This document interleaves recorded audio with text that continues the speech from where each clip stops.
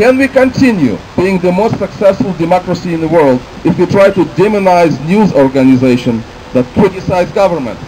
No, we can't. Can we continue being the most successful economy in the world if we spend more than we make? No, we can't. Can we continue to be prosperous people if we vilify and tax to the max the most prosperous individuals? No, we can't. Can we have successful companies and enterprises if they are run by government officials? No, we can't. Can we malign, incite, and defund our medical providers and still continue to enjoy one of the best healthcare systems in the world? No, we can't.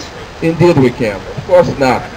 You don't have to be a PhD in economics not to know that you don't raise taxes in a recession. And none of those things that our government is trying to do is new. Many of these policies have been tried before many times, and they failed every single time.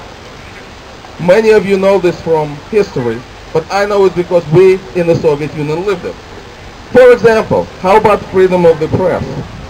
We didn't have it too much back in the USSR.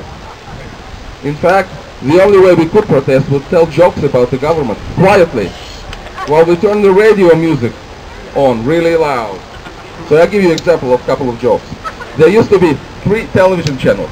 You turn to channel 1 and you see General Secretary of the Communist Party, Leonid Brezhnev, giving a speech. Very exciting, right? So you turn to channel 2. Same General Secretary, same speech. Alright, moving on to channel 3, there's the KGB officer saying, you better switch back to channel 1 or else. That's the freedom of speech for you. Is this what you really want, that kind of hope and change?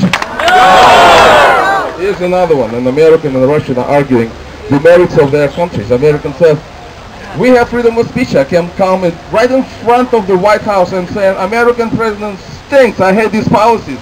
The Russian says, I can do exactly the same. I can come to the walls of Kremlin and say, American policy stinks. Is this what we really know?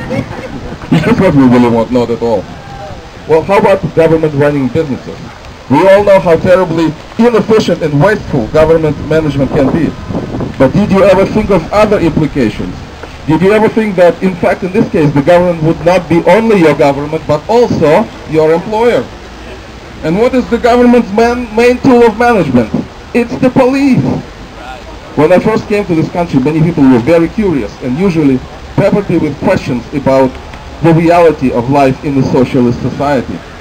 So when I told them that in order to move from one apartment to another in the Soviet Union, you would have to get police permission, they were absolutely horrified. They said, this is a police state. This is terrible, horrible. Well, they were right, of course. But there's much more to it. If your government is your landlord, of course you have to tell it to them. So, my friends, the police state is only a natural outcome of government being in the real estate business. And so is everything else. From ice cream to car manufacturing to theater production, everything becomes a state matter and subject to a political football. So, my friends, when these politicians, when they try to say that they want to help the poor, the minorities, the children, don't you believe them, not for 1 minute. All they care about is to amass more and more power to themselves. So,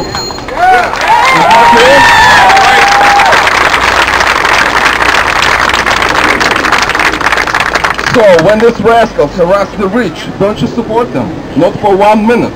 First they want to control the executive pay. Then they will want to control your pay. This is pretty simple. When they finish with the rich, they're going to come for you. So when these politicians blame insurance companies, oil companies, the pharmaceuticals, the Wall Street, don't you listen to them, not for 1 minute. These influential and powerful corporations, individuals, they are the only defense that you have against the all-powerful state. Believe you me, when they're finished with them, they're going to come for you. Okay, we don't want anything about that, but what do we really want? In my view, it's straightforward. We want the government to do what the Constitution compels them to do, and we don't want the government to do what the Constitution prohibits them to do. For example, We want the government to confiscate guns from the criminals, not from the law-abiding citizens.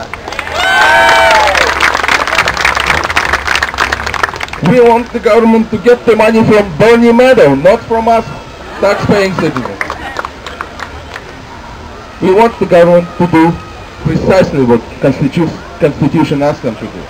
To provide us with a common defense, to conduct foreign policy, and to protect us against crime. As the Constitution says, all other rights are reserved for the people.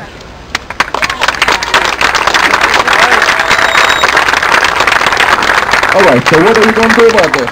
We still have one power here that we did not have in the old Soviet Union. We can still vote. Since our gathering in the fall of 2009, we have made a difference. We have voted. And as a result, we have new governor in New Jersey. And we have new governor in Virginia. And we have new senators from Massachusetts. So voting makes a big difference, but just voting is not enough. We need to run for office so that we can defend, protect, and preserve the Constitution in official capacity. We need to run for president, we need to run for a dog catcher, we need to run for mayors, assemblymen, city councils, and so on. Come to think of it, maybe I should run for president. Although I can't, I was born in another country. Oh, what the heck, it never stopped the other guy. Just kidding, just kidding, just kidding. Just kidding, just kidding. Alright, but I am running for a seat on the Board of Education in Midland Park. Do we have people from Midland Park here? Alright, so on April 20th, come and vote for me, write my name in. Ilya Maslov. I would be happy to serve. And we all should be happy to serve. In conclusion, I want to say, God bless America. Thank you all for your kind attention.